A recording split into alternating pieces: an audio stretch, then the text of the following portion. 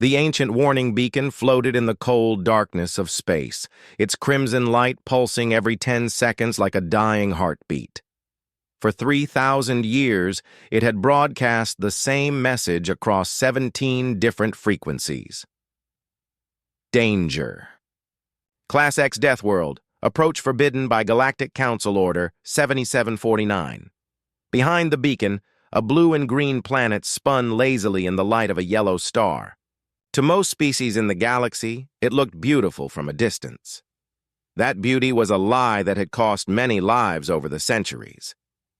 Dr. Nix adjusted her breathing apparatus and tried to ignore the way her scales were changing color from stress. As the galaxy's leading expert on hostile environments, she had studied dozens of dangerous worlds, but never one classified as Class X.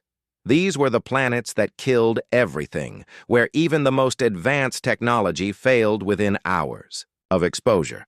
"Remind me why the Council approved this mission," she muttered to her research partner, Dr. Vale. The tall, thin alien was busy checking their ship's shields for the 100th time since they had arrived at the edge of the system. The deep space monitoring stations detected something unusual. Vale replied, his 6 arms working independently across different control panels. "Electromagnetic patterns that suggest organized activity. The Council wants to know what could possibly be happening on that nightmare world." Their ship, the Seeker, was the most advanced research vessel the galaxy had ever built. Its shields could withstand radiation that would cook a normal starship. Its hull was made from materials that laughed at pressures that would crush solid rock. Even so, they were staying 3 million kilometers away from the planet, because that's what the safety protocols demanded. "Beginning long-range scans," announced their pilot, Tam. The insectoid alien's compound eyes were perfect for processing multiple data streams at once. "Initial readings confirm why this world is forbidden. Surface gravity is 30% above galactic standard. Atmospheric pressure would kill most species instantly. The oxygen content is so high, it would burn our lungs." Dr. Nix felt her stress scales shift to a deeper purple. Oxygen was one of the most dangerous gases in the universe. Most civilized worlds kept it locked away in industrial facilities, using it only for controlled chemical processes. A planet with free oxygen in its atmosphere was like a bomb waiting to explode. "That's not the worst part," Tam continued. "I'm reading massive weather systems across the entire surface. Wind speeds that would tear apart our landing craft, electrical storms that could overload a space station, and the geological activity—" He paused, double-checking his instruments. "This planet is trying to tear itself apart." The data kept getting worse. Volcanic eruptions numbered in the hundreds. Earthquakes that registered off the measurement scales happened multiple times per day. The planet's magnetic field was constantly shifting, creating radiation zones that would fry any unshielded electronics. But then Tam's readings changed. His antennae twitched with confusion as new data flooded his screens. "This doesn't make sense," he said slowly. "I'm detecting artificial structures on the surface." Dr. Vale's 6 arms stopped moving. "Impossible! Nothing could build on that surface and survive." "The readings are clear," Tam insisted. "Geometric patterns covering multiple continents. These aren't random formations, they show clear signs of intelligent design. Straight lines, perfect circles, complex networks that span thousands of kilometers." Dr. Nix moved to look over Tam's shoulder, her scales now shifting between purple and black with disbelief. The surface scans showed cities, actual cities, with roads connecting them and what looked like agricultural areas spreading between them. The thermal imaging revealed active energy sources throughout these settlements. "Run a full-spectrum analysis," she ordered. "Check for any signs of automated systems. Maybe this is some kind of ancient machinery left over from before the planet became uninhabitable." The analysis took an hour. When it finished, the results made everyone on the bridge fall silent. "Biological signatures," Tam whispered. "Thousands of distinct species, complex organic chemistry everywhere, and the electromagnetic emissions." He looked up at his colleagues with all of his compound eyes wide with shock. Their communication, signals, coordinated, intelligent communication. Dr. Vale's breathing apparatus made a sound like a broken ventilator. You're telling me there's not only life on that death world, but intelligent life advanced enough for complex communication? It gets worse, Tam continued. The signals aren't just planet-wide. I'm detecting orbital activity. Small craft moving between the surface and space. Whatever lives down there has achieved spaceflight. The bridge of the Seeker became very quiet. Everyone was thinking the same impossible thought. In all of galactic history, only two things had ever been found on Class X death worlds: primitive microbes that barely qualified as life, or ancient ruins left by species that had died out millions of years ago. Never had anyone discovered active, thriving civilization on a world that should kill everything within moments. We need to launch a probe, Dr. Nix said finally. The Council has to know what we're dealing with. They spent the next 6 hours modifying their most heavily armored probe for conditions that would destroy normal equipment. Extra shielding against radiation, reinforced hull to withstand crushing atmospheric pressure, heat dispersal systems to prevent the probe from melting in the planet's violent weather. Even with all these modifications, they weren't sure the probe would survive more than a few minutes on the surface. The probe launched toward the planet like a tiny metal comet, its path carefully calculated to avoid the worst of the atmospheric storms. As it descended through the upper atmosphere, the readings it sent back made the crew question their sanity. The planet wasn't just supporting life, it was covered in it. Vast forests that should have been burned away by the radiation. Oceans filled with creatures that should have been crushed by the pressure. And everywhere, the impossible cities of whoever lived in this hell. Probe is being intercepted, Tam announced suddenly. Multiple fast-moving objects rising from the surface. They're surrounding our probe. On the tactical display, they could see small spacecraft moving with precision and speed that impressed even their advanced pilot. The craft weren't just surviving the planet's violent conditions. They were flying through them as if they were normal. Open communications, Dr. Nix ordered. All frequencies, standard first contact protocols. What happened next would change everything they thought they knew about life in the universe. The response came back almost immediately, transmitted on frequencies that showed the senders had analyzed their probe's communication systems in real time and adapted their own technology to match. The voice that spoke to them was unlike anything in the galactic database. It was rough, confident, and carried undertones that suggested the speaker was used to shouting over tremendous noise. Unknown vessel, this is Earth Defense Control. Your probe has entered our space without permission. Identify yourselves or we will assume hostile intent. Earth. They called their death world Earth, as if it were the most natural thing in the universe. Dr. Nix activated the communication system with hands that trembled slightly. Earth Defense Control. This is Dr. Nix of the Galactic Council Research Division. We come in peace, seeking to understand how life exists on your world. We mean no harm. There was a pause, then what sounded disturbingly like laughter. Well, that's a first, the voice replied. Most folks take one look at our planet and decide we're too crazy to bother with. You sure you want to stick around? We've got some weather coming in that might make your day interesting. Weather. They called. The kind of atmospheric violence that would destroy most spacecraft weather. The galaxy was about to meet humanity. The communication center on the Seeker had never been so busy. Every screen showed impossible readings from the planet below, and every speaker crackled with transmissions from beings who lived in conditions that should have killed them instantly. Dr. Nix found herself talking to someone who called himself Control Officer David Chen. The name translated roughly as Guidance Keeper Strength of Mountains, which seemed appropriate for someone living on a world that was actively trying to destroy everything on its surface. So you're telling me you've never seen anything like Earth before? David asked, and she could hear amusement in his voice. That's hard to believe. I mean, it's just a regular planet. Sure, we get a little weather now and then, but nothing too exciting.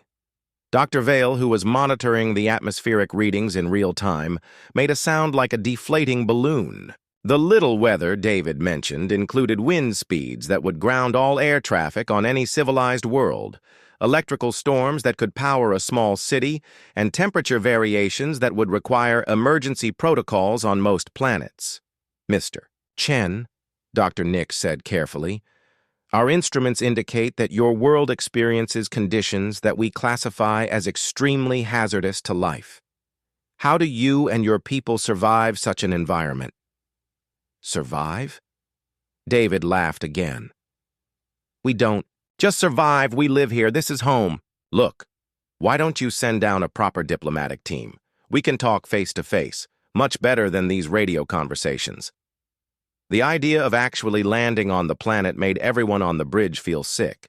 Their ship's computer had already calculated that even their most heavily armored landing craft would have less than a 40% chance of reaching the surface intact. That's very generous, Dr. Nix replied, but our species may not be compatible with your planet's environment. The atmospheric composition alone would be lethal to most of our crew. No problem, David said cheerfully. We've got facilities that can handle all kinds of visitors. Climate control, atmospheric scrubbers, gravity adjustment, the works. We're used to dealing with delicate guests. Delicate guests, as if the most advanced species in the galaxy were tourists who needed special accommodations. Tam's compound eyes were focused on his instruments, tracking the human spacecraft that were still escorting their probe. Their ships are moving through atmospheric conditions that would tear apart our best fighters, he whispered, and their pilots are flying like it's a pleasant afternoon cruise. The probe's cameras were transmitting clear images of the human settlement below. What the council team saw challenged everything they thought they knew about civilization and survival. The human buildings weren't the underground bunkers or sealed domes they expected. Instead, the structures rose openly into the path of the violent weather.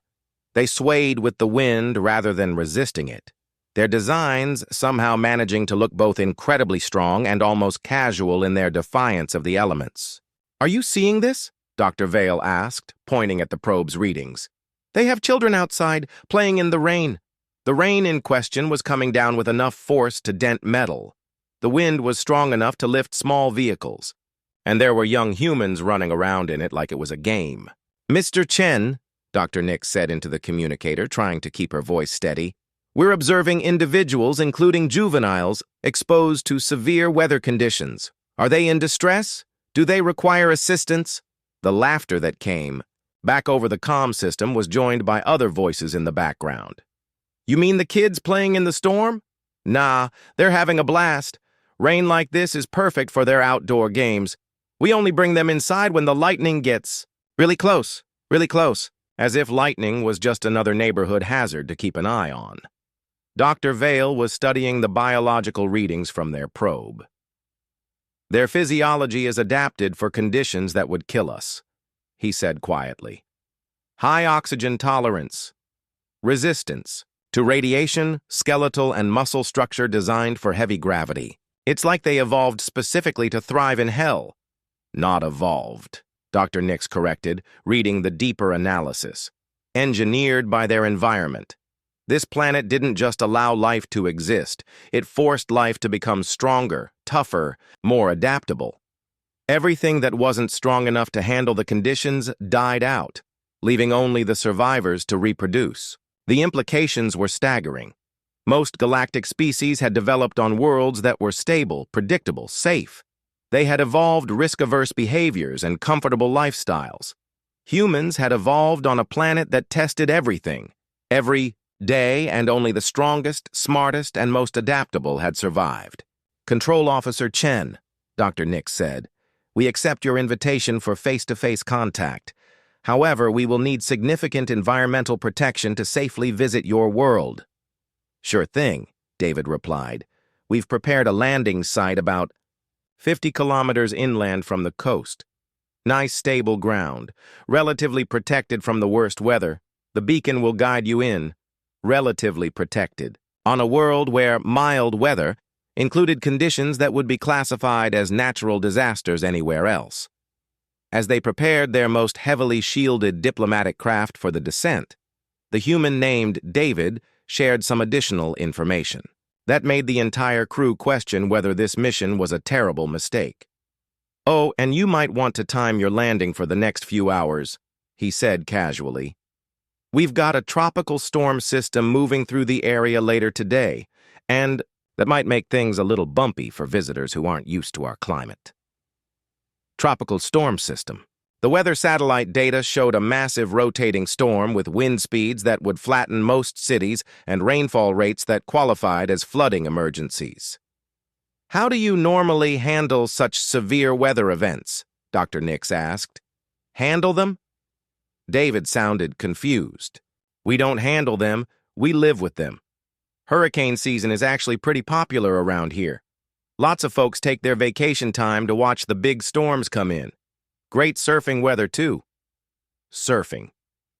They used their planet's attempts to kill them as recreational activities.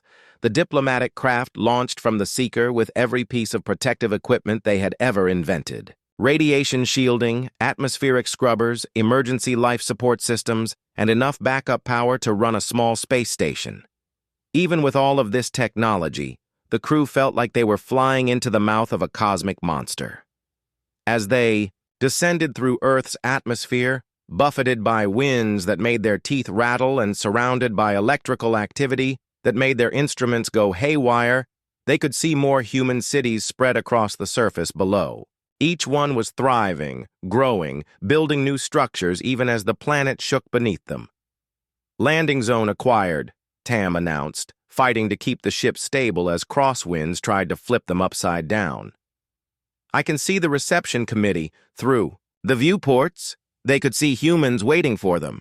They were standing outside in the weather, wearing simple clothing, apparently unbothered by atmospheric conditions that were making the aliens inside their armored craft feel sick with terror. One of the humans waved at them as they approached, a cheerful, casual greeting to visitors from another star system, delivered in the middle of a thunderstorm that could have powered their home cities for a week. The landing was the most terrifying experience any of them had ever survived. The craft bounced, rolled, and generally tried to shake itself apart as it touched down on what the humans considered stable ground. Through it all, they could see their hosts waiting patiently, apparently unconcerned that their guests were arriving in conditions that would constitute an emergency evacuation scenario on any other world. As the engines finally wound down and the craft settled onto solid ground, Dr. Nix realized they were about to meet face-to-face with a species that considered hell to be home and thought the rest of the galaxy lived in luxury resorts. The airlock began to cycle, and she prepared to meet humanity. The first thing that surprised Dr. Nix about humans was how ordinary they looked. After experiencing their planet's violence firsthand, she had expected to meet creatures that looked like living weapons, or at least beings covered in protective armor. Instead, the three humans waiting outside their landing craft looked almost disappointingly normal. The woman who stepped forward introduced herself as Dr. Maria Santos. She was smaller than Dr. Nix had imagined, with dark hair that moved freely. In the wind and skin that showed no signs of radiation damage, despite being exposed to atmospheric conditions that would have killed most galactic species within minutes. "Welcome to Earth," Dr. Santos said with a smile that showed far too many teeth. "I know the landing was probably a little rough. We're getting the edge of a storm system moving through. Nothing too serious, but it can make the air a bit choppy. For visitors, a bit choppy. Their landing craft had been tossed around like a toy, and the humans called it a minor inconvenience. Behind Dr. Santos stood two others. The tall male introduced himself as Professor James Kim, and the shorter female with the impossible red hair simply said her name was Alex. All three were wearing clothes that looked more decorative than protective, and none of them seemed bothered by the rain that was still falling hard enough to hurt.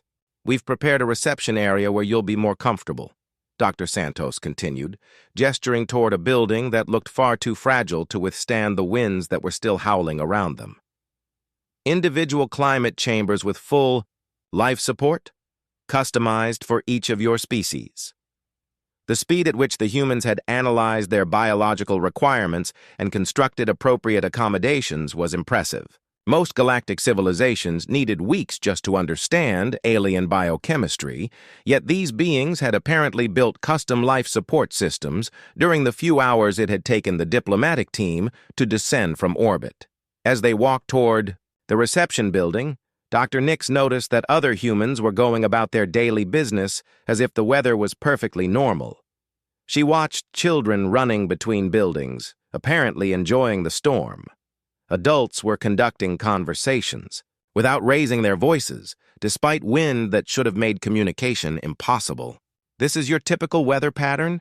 Dr. Vale asked, his 6 arms wrapped protectively around his torso as he struggled to walk in the wind. "This?" Alex looked around as if noticing the storm for the first time. "Yeah, pretty standard for this time of year. Actually, it's been pretty calm lately. Last month we had a real blow that knocked down some trees. A real blow." Dr. Nix tried to imagine weather conditions that would make this storm seem mild by comparison and felt her stress scales shift to colors she didn't know she could produce. Inside the reception building, the human hosts had indeed created perfect environmental chambers for each alien species. But what struck the visitors most was how the humans themselves seemed completely unaffected by conditions that required massive technological support for anyone else to survive. "So," Professor Kim said, settling into a chair that somehow managed to be comfortable despite being designed for beings with completely different body structures, "what would you like to know about Earth? We've got a lot of history to cover. Dr." Nix activated her recording equipment and tried to think of where to begin. "Perhaps we could start with how your species developed the ability to survive in such extreme conditions?" The 3 humans exchanged glances, and Alex laughed. "Extreme? I guess that depends on your perspective. For us, this is just normal. I mean, where else would we live? Your atmospheric composition contains 21% oxygen," Dr. Vale said carefully. "That's a highly corrosive gas that would damage most organic tissue. How do your bodies process such a dangerous substance?" "We breathe it," Dr. Santos replied, looking puzzled. "Same as every other animal on the planet. Our lungs are designed for it. How do you guys get energy if you don't use oxygen?"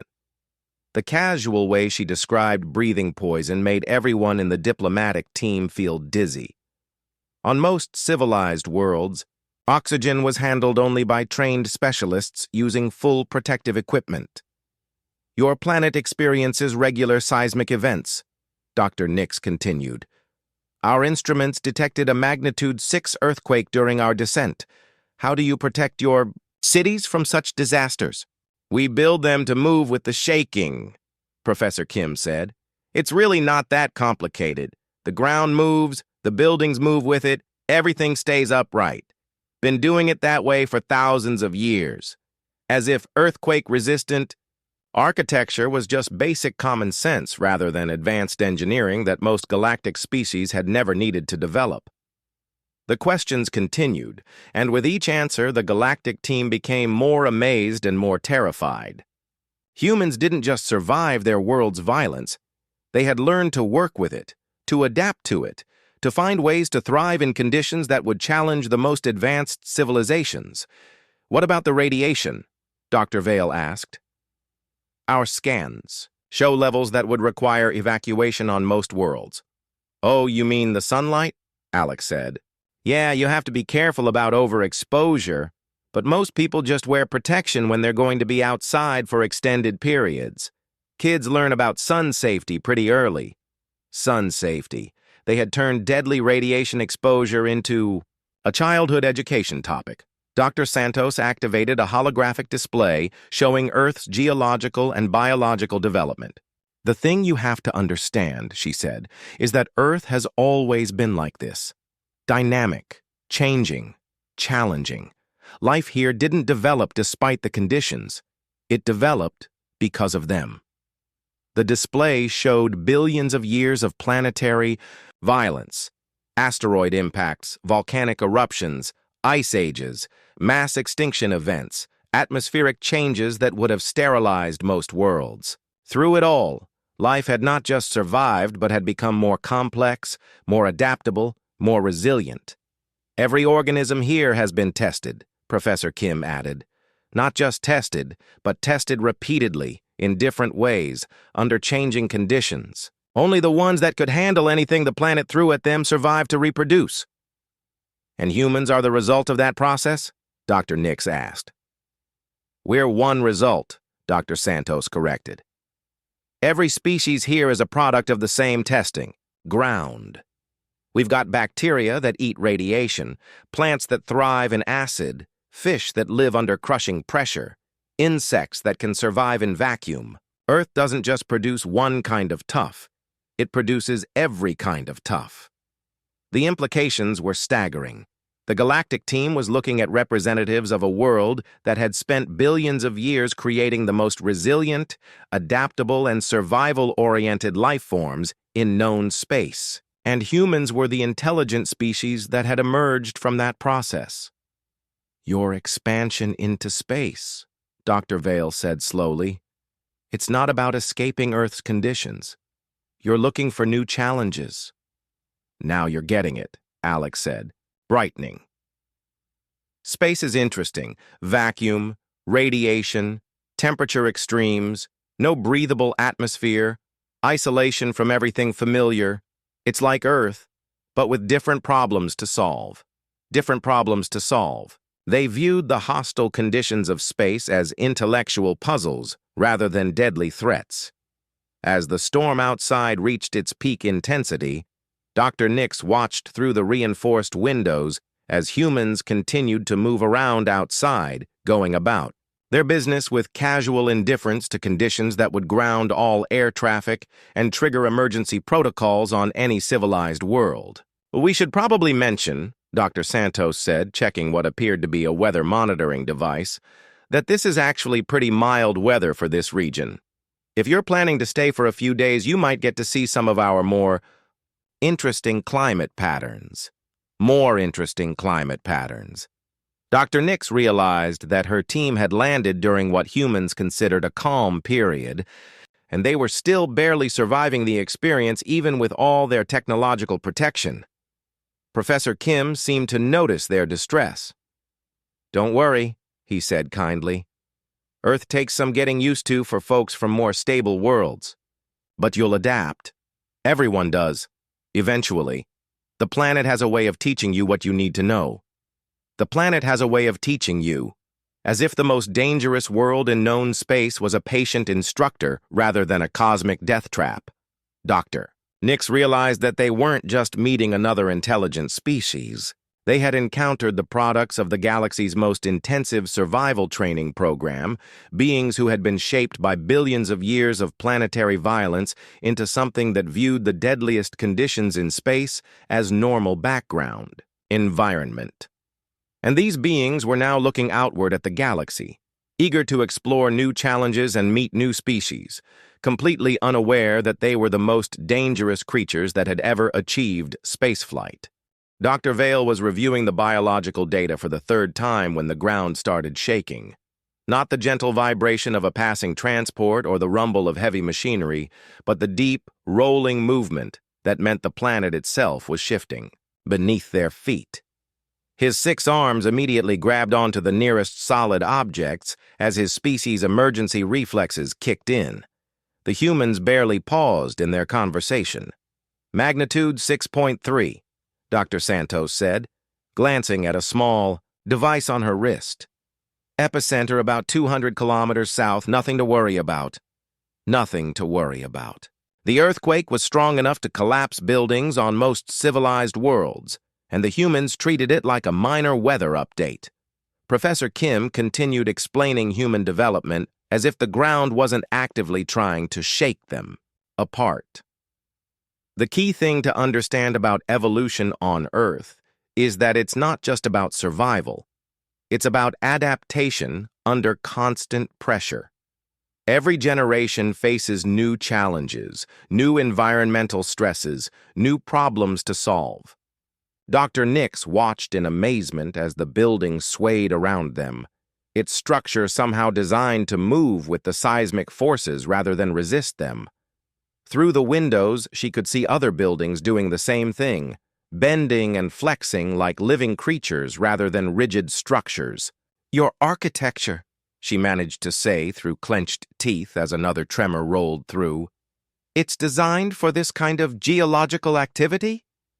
"Of course," Alex replied, catching a datapad that had slid off a table. "What's the point? Of building something that can't handle a little shaking? I mean, the ground moves. That's just what ground does. You build with that in mind." A little shaking. The seismic event was still registering on their instruments as a major geological disturbance. As the earthquake subsided, Dr. Santos activated a new holographic display. "Let me show you something interesting," she said. "This is a comparison of human physiology with the average galactic citizen." The display showed side-by-side biological analyses, and the differences made the alien visitors fall silent. Human cardiovascular systems were designed for atmospheric pressures that would rupture most galactic organs. Their skeletal structure could withstand gravitational forces that would compress other species into paste. Their neurochemistry actually improved under stress conditions that would cause psychological breakdown in most civilized beings. "Your bodies are built for conditions we classify as lethal," Dr. Vale whispered, his breathing apparatus working overtime as he processed the implications. "Well, yeah," Alex said, shrugging. "How else would they work? I mean, what's the point of a body that can't handle basic environmental conditions?" Basic environmental conditions. The alien team was beginning to understand that humans considered lethally dangerous circumstances to be normal background requirements for existence. Professor Kim pulled up another display showing comparative technological development. "Here's something else interesting. Most galactic civilizations developed their technology in stable, predictable environments. You could test things carefully, make gradual improvements, build on reliable foundations." The display showed the steady, methodical progress of typical galactic advancement, tools that worked in controlled conditions, machines that required specific environmental parameters, systems that needed careful maintenance and protection. "We didn't have that luxury," Dr. Santos continued. "Every tool, every machine, every system we ever built had to work in conditions that would destroy normal equipment. Hurricane-force winds, seismic activity, temperature extremes, electromagnetic interference, corrosive atmosphere. If it couldn't handle all of that simultaneously, it wasn't worth building." The implications hit Dr. Nix like a meteor impact. Human technology wasn't just adapted for harsh conditions. It was built from the ground up to thrive in them. Every advancement had been tested against the worst the galaxy could offer, refined through generations of use in conditions that would challenge the most sophisticated galactic engineering. "Your space program," she said slowly, "launches through atmospheric conditions that would destroy most starships." "Atmospheric entry is always a little exciting," Professor Kim agreed. "But that's what makes it fun. Besides, if your spacecraft can't handle a thunderstorm, how is it going to cope with the really challenging stuff out in space?" The really challenging stuff. They viewed the vacuum of space with its radiation, temperature extremes, and complete lack of life support as more interesting problems to solve rather than deadly obstacles to overcome. Dr. Vale was studying the cultural development data. "Your social structures," he said, "they're designed around cooperation under extreme stress." "Everyone needs help sometimes," Alex said simply. "When the environment is trying to kill you on a regular basis, you learn to work together, or you don't survive long enough to have children." The casual way she described lethal environmental pressures as a foundation for social development made the entire diplomatic team realize they were dealing with something unprecedented in galactic history. Most civilizations develop conflict, Resolution through negotiation and compromise, Dr. Nix observed. Your species developed it through mutual survival necessity. Conflict is expensive, Dr. Santos agreed. When you're already spending energy dealing with earthquakes, hurricanes, floods, droughts, volcanic eruptions, and everything else the planet throws at you, wasting resources fighting each other is just stupid. Just stupid. They had solved one of the galaxy's most persistent problems through simple practical necessity. The storm outside was intensifying, and through the reinforced windows, the aliens could see humans going about their daily activities as if the weather was perfectly normal. Children were still playing outside, apparently enjoying the wind and rain. Adults were conducting business, traveling between buildings, maintaining equipment, all in conditions that would shut down most galactic civilizations. We should probably give you fair warning, Professor Kim said, checking his weather monitoring device. Tomorrow's forecast shows a major storm system moving through the region. Category 3, hurricane, which means winds up to 180 kilometers per hour, significant storm surge along the coastal areas, and enough rain to cause flooding in low-lying regions. Category 3 hurricane. The weather system he was describing so casually would be classified as a natural disaster, requiring evacuation and emergency response on any civilized world. Will the local population seek shelter? Dr. Vale asked, already knowing he wasn't going to like the answer. Some folks might close their windows, Alex said thoughtfully. The surfers are probably getting excited, though. Hurricane swells make for great waves. Great waves. They use their planet's attempts to kill them as recreational activities. Dr. Santos seemed to notice the increasing distress of her guests. Don't worry, she said kindly. You're perfectly safe in here. We built this facility to handle much worse conditions than a little hurricane. And besides, it's only supposed to last about 8 hours. Only supposed to last about 8 hours. 8 hours of winds that could lift vehicles and rainfall that could flood cities, dismissed as a minor inconvenience. As the conversation continued, Dr. Nix began to understand the fundamental difference between humans and every other species in the galaxy. Most civilizations had developed by avoiding challenges, building safe environments, creating predictable conditions for growth and advancement. Humans had developed by embracing challenges, adapting to dangerous environments, and turning unpredictable conditions into opportunities for innovation and improvement. They weren't just survivors. They were optimized for survival. Every aspect of their biology, technology, and culture had been shaped by billions of years of planetary testing, creating a species that viewed the galaxy's most dangerous conditions as interesting variations on the challenges they faced at home. The most terrifying realization was that they were genuinely friendly, helpful, and eager to share their knowledge with other species. They had no idea that they were the most dangerous creatures that had ever achieved spaceflight, because from their perspective, they were just people who had learned to live with their world's quirks. They thought the rest of the galaxy lived in luxury resorts. The emergency session of the Galactic Council had been called for the first time in 3 centuries. Representatives from every major civilization filled the Great Assembly Hall, either in person or through quantum link projections. The air hummed with nervous energy as beings from across the galaxy waited to hear about the discovery that had shaken the foundations of everything they thought they knew about life in the universe. Prime Counselor Zeth stood at the central podium, her ceremonial robes rustling with each movement of her 4 arms. As the elected leader of the galaxy's oldest and most stable civilization, she had overseen peaceful negotiations, trade agreements, and scientific collaborations for decades. She had never had to address a crisis quite like this one. "Fellow representatives," she began, her voice carrying clearly through the translation systems that allowed hundreds of species to communicate. "We gather today to discuss the discovery of an intelligent species living on Terra Sol 3, previously classified as a Class X Deathworld."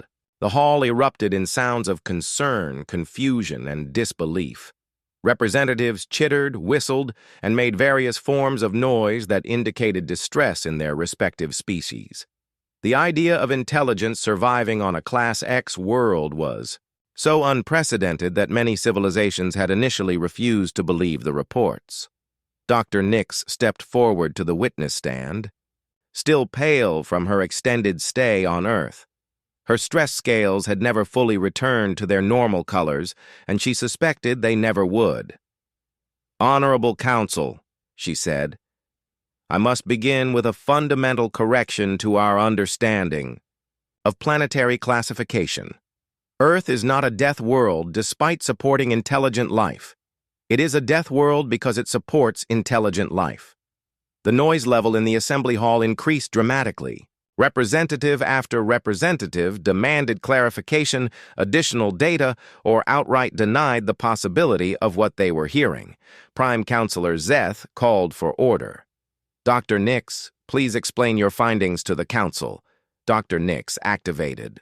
The holographic display system and images of Earth filled the air above the assembly. Beautiful blue oceans, green continents, swirling white clouds. It looked like paradise from space. Then the data began scrolling alongside the images, and the beauty became terrifying. "What you see here," Dr. Nix said, "is a planet where the average surface conditions would kill most galactic citizens within minutes. Gravity that would crush our bones, atmospheric pressure that would rupture our organs, oxygen concentrations that would burn our respiratory systems, and radiation levels that would cause immediate cellular damage." The images shifted to show Earth's weather systems in action. Hurricanes that spanned continents, tornadoes that could lift buildings, thunderstorms that generated enough electrical energy to power entire star systems, earthquakes that split the ground open, volcanoes that buried cities in molten rock, floods that reshaped entire landscapes. "And this is where humans choose to live," Dr. Nix continued. "Not in underground shelters or sealed habitats, but directly on the surface, exposed to all of these conditions." Representative Quinn of the Peaceful Hegemony raised a tentacle in question. "Surely they must have developed advanced protective technology to survive such an environment." Dr. Vale stepped forward to join his colleague at the podium. "That's what we assumed," he said. "Instead, we discovered that humans have adapted biologically to thrive in these conditions.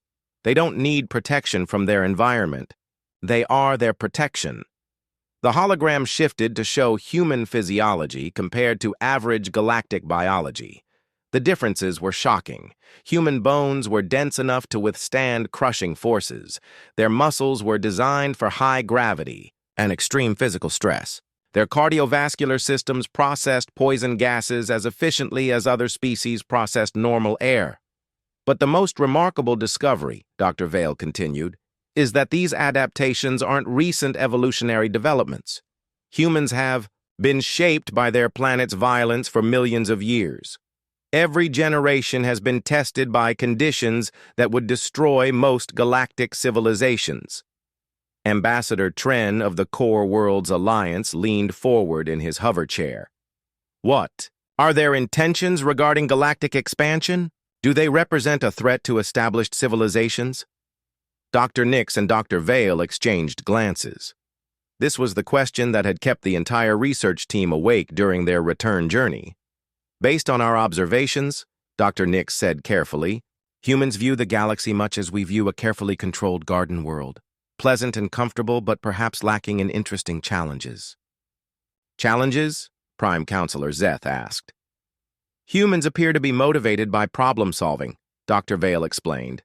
"Their entire civilization is built around overcoming obstacles, adapting to changing conditions, and finding solutions to seemingly impossible situations. They've expressed interest in exploring regions of space that we've always considered too dangerous to investigate." The assembly hall fell silent as the implications began to sink in.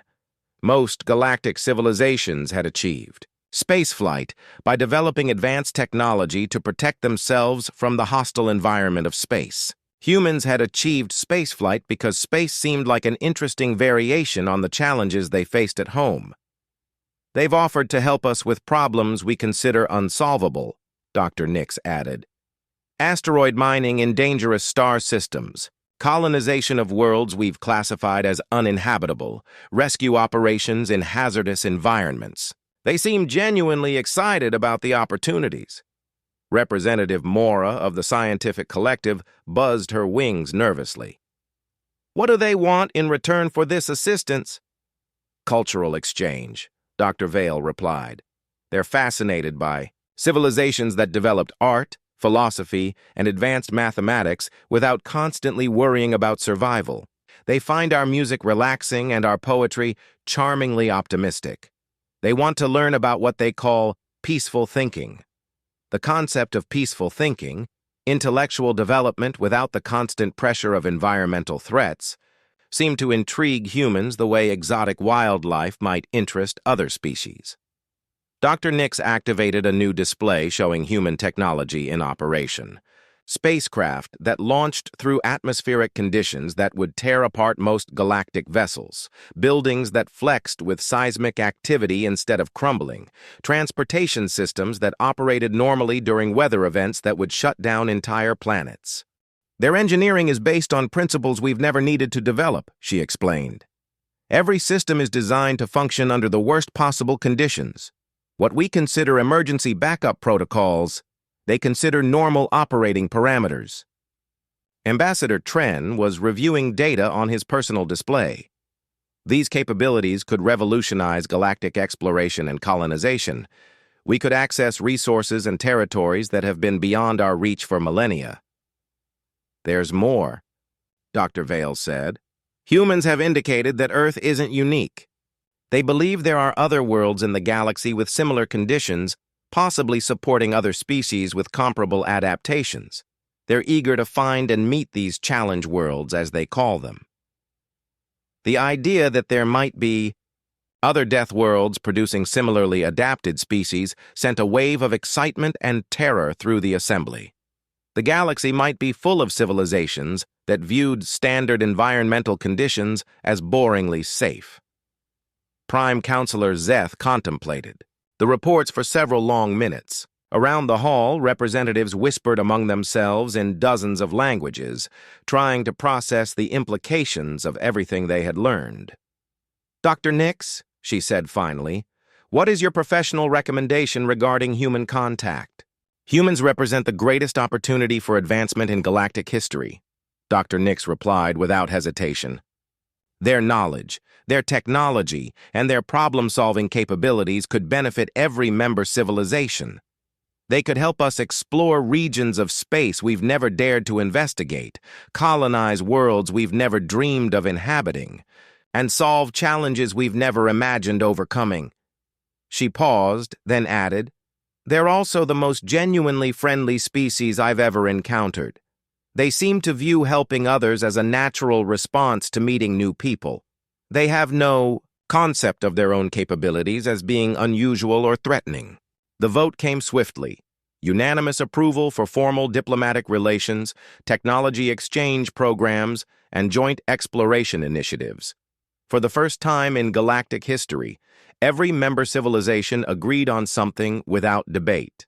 As the session concluded, Dr. Nix received a personal message from Dr. Santos on Earth. Hope the council meeting went well? We're planning some expeditions to explore interesting star systems in your region. Pulsars, neutron stars, unstable nebulae, the kind of places that should have fascinating environmental conditions. Would any of your civilizations like to join us? We could use the company, and you might find the experience educational. The galaxy was about to discover what happened when you gave the products of the universe's most intensive survival training program access to starflight technology and an entire cosmos full of new challenges to explore. The age of safe, predictable, galactic civilization was ending. The age of human-guided adventure was about to begin, and every species in the galaxy was invited to join the most dangerous and exciting journey in cosmic history.